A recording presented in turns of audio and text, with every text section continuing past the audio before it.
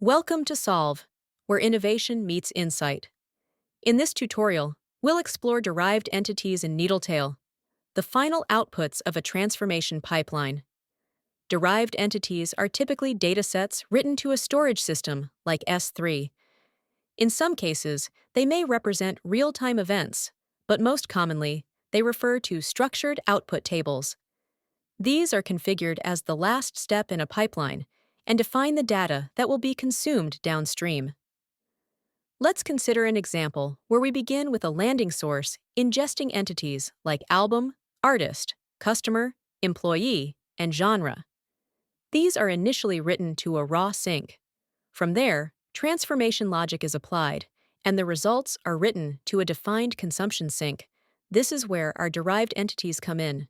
In the transformation spec, you'll see tables like invoice, customer, and employee being joined to create a meaningful output, such as total sales by sales agent. This final output is represented as a derived entity called sales by agent.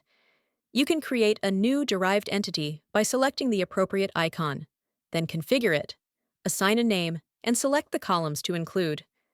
You can add all columns from upstream, rename them as needed, and even change their data types, provided the new type is castable.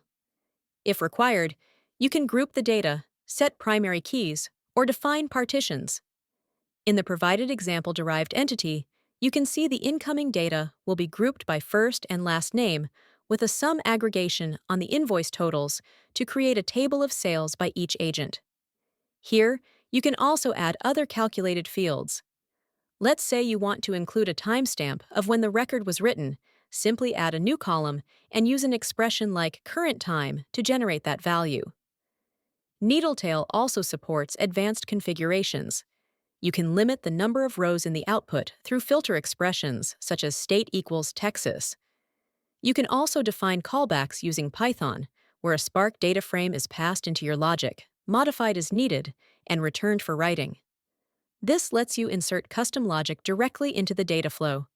And it doesn't stop there. You can add multiple derived entities in a single pipeline. For instance, one derived entity could output sales data, while another extracts address information like city and country, which can be written to different syncs. Need to write to multiple destinations? No problem. You can configure additional syncs, such as another S3 path, a Redshift table, or a MySQL database. Then, route each derived entity to the appropriate target. Simply create the new sync, associate it with the pipeline, and specify which derived entity should write to it. In summary, derived entities are a powerful way to define what your transformation pipelines produce.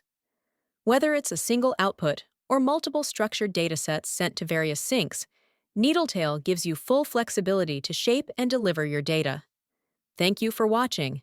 For more detailed documentation, visit the Needletail help page. If you have any questions, don't hesitate to reach out to our support team by email or phone.